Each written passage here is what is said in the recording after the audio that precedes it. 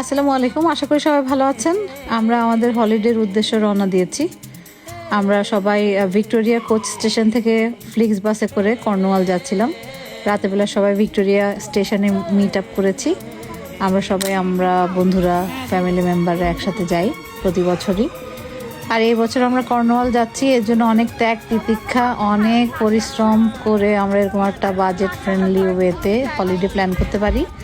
কারণ এই স্কুল ব্রেকের সময় হলিডেতে যাওয়াটা অনেক এক্সপেন্সিভ, আর বাচ্চারা এখানে স্কুল হলিডেতে আসলে কোথায় না যাওয়াটা তাদেরকে নিয়ে অন্যায়ের পর্যায়ে পড়ে। কারণ প্রত্যেকটা বাচ্চা একজন একজনকে জিজ্ঞেস করে কে কোথায় যাচ্ছে, এটা একটা ফেস্টিভ্যালের মতো।